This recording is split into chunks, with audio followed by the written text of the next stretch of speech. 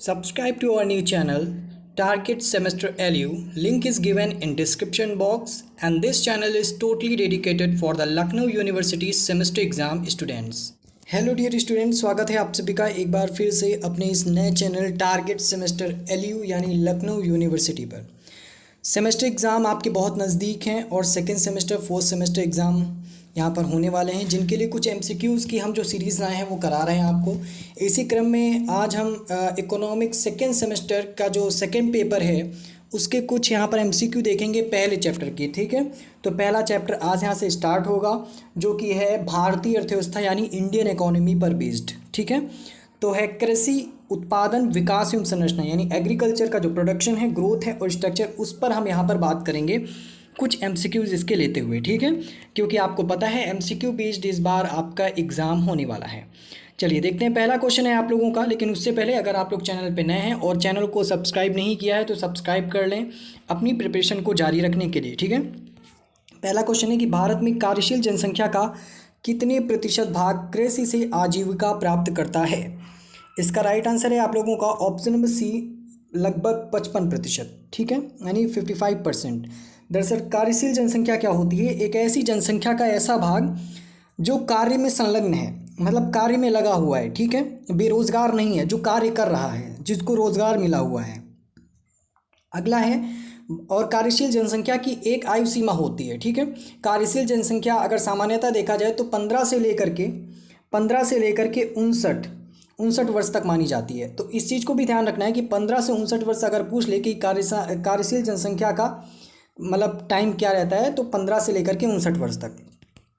अगला क्वेश्चन है कि भारत में कृषि उत्पादन में खाद्यान्न फसल तथा व्यावसायिक फसल का अनुपात है, क्या अनुपात है? इसका राइट आंसर है ऑप्शन नंबर डी, यानी कि 65:35। ठीक है, 65:35। अगला है कि भारत के सकल मूल्य वर्धन में कृषि क्षेत्र का योगदान कितने प्रतिशत है? इसका राइट आंसर है आप लोगों का ऑप्शन नंबर सी, 16.1%, यानी 16.1% भारत के सकल मूल्य वर्धन में। ठीक है, अगला है कि भारत में वन क्षेत्र कुल भौगोलिक क्षेत्र का लगभग कितने प्रतिशत है? मतलब भारत में जितना भी आपको यहाँ पर भौगोलिक क्षेत्र दिखता है उस क्षेत्रफल का टोटल ऐसा कौन सा क्षेत्र, कितने प्रतिशत क्षेत्र है जहाँ पर केवल वन पाए जाते हैं? ठीक है, तो इसका राइट आंसर है ऑप्शन नंबर डी, 30%, यानी कि पूरे भौगोलिक क्षेत्रफल पर लेकर के अगर तुलना की जाए तो 30% ऐसा भाग है जहाँ पर वन क्षेत्र आपके पाए जाएंगे। अब बढ़ते हैं आगे। अगला है कि देश में सकल घरेलू उत्पाद में वृद्धि वर्ष 2018-19 में 2011-12 की स्थिर कीमतों पर, ठीक है, कितने प्रतिशत थी? स्थिर कीमतों का मतलब क्या होता है? जो आपकी आधार वर्ष की कीमतें मानी जाती हैं। ठीक है, हो सकता है कि कीमतों को स्थिर इसलिए माना जाता है क्योंकि आने वाले समय में जब कीमतें बढ़ेंगी तो वो एक मतलब वो अकाल्पनिक तौर पे भी बढ़ सकती हैं। ठीक है, तो इससे क्या होता है कि हमें सही अनुमान नहीं लगा पाते हैं GDP का या सकल घरेलू उत्पाद का। तो इस वजह से एक कीमत को स्थिर माना जाता है, उस कीमत स्थिर यानी आधार वर्ष की कीमत को स्थिर मान करके उस पर जितना प्रोडक्शन हुआ होता है उसको ऐड किया जाता है। पर कितने प्रतिशत थी? इसका राइट आंसर है ऑप्शन नंबर सी, 6.8%, यानी 6.8%। बढ़ते हैं आगे, देखते हैं अगला क्वेश्चन है कि भारत में GVA में वृद्धि दर वर्ष 2011-12 की स्थिर कीमतों पर वर्ष 2018-19 में कितना था? सेम उसी तरीके से पूछ रहा है यहाँ पर स्थिर कीमतों को मान करके। तो इसका राइट आंसर है ऑप्शन नंबर ए, यानी कि 6.6%, 6.6%। बढ़ते हैं आगे।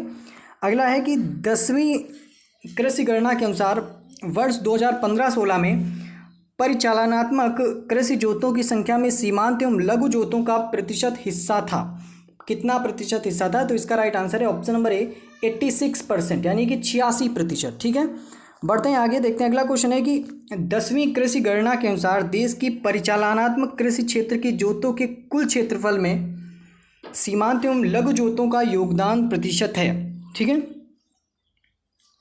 यहाँ पर 10वीं कृषि गणना के अनुसार 2015-16 में परिचालनात्मक कृषि जोतों की संख्या में सीमांत लघु जोतों का प्रतिशत हिस्सा पूछा और यहाँ पर सेम 10वीं कृषि गणना के अनुसार देश की प्रजाएं कृषि क्षेत्र के जोतों की कुल क्षेत्रफल में सीमांत और लघु जोतों का योगदान प्रतिशत पूछा है।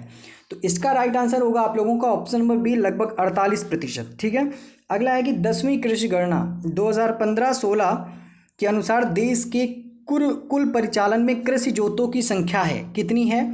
इसका राइट आंसर है ऑप्शन नंबर डी, 146 मिलियन। ठीक है, 146 मिलियन। अगला और लास्ट क्वेश्चन है आज का कि वर्ष 2016-17 में देश में बागवानी फसलों के अधीन भू क्षेत्रफल था कितना? बागवानी फसलें जो होती हैं उसके अधीन यहाँ पर भू क्षेत्रफल था। इसका राइट आंसर है ऑप्शन नंबर बी, यानी कि 25 मिलियन हेक्टर, यानी 25 मिलियन हेक्टर इसका राइट आंसर होगा। ठीक है, तो आज के लिए इतना ही। पहला चैप्टर था कृषि उत्पादन विकास एवं संरचना। ठीक है, लेकिन अगर आप लोग चैनल पे नए हैं, चैनल को सब्सक्राइब नहीं किया है, ऐसी रिलेटेड वीडियो सेमेस्टर एग्जाम से पाना चाहते हैं तो चैनल को सब्सक्राइब कर लें, बेल आइकन को प्रेस कर लें। और सबसे बड़ी बात बच्चों, यहाँ पर ध्यान रखिएगा कि आपको एक व्हाट्सएप ग्रुप का लिंक मिलेगा, उस ग्रुप को जरूर ज्वाइन कर लीजिएगा अगर आप एलयू में सेमेस्टर एग्जाम की तैयारी कर रहे हैं। ठीक, वहाँ पे आपको वीडियोस की लिंक आपको परमानेंट यहाँ पर दिए जाते रहेंगे टाइम टू टाइम, और साथ ही कुछ स्टडी मटेरियल भी आपको प्रोवाइड होता रहेगा। फ्री ऑफ कॉस्ट है, कोई भी कॉस्ट आपको नहीं करनी। टेलीग्राम लिंक भी दिया हुआ है, वहाँ से भी ज्वाइन हो सकते हैं। ठीक है, तो फिलहाल आज के लिए हमारे साथ जुड़ने के लिए आप सभी का बहुत बहुत धन्यवाद। इस वीडियो को आप ज़्यादा से ज़्यादा अपने फ्रेंड सर्कल में शेयर कर दीजिएगा।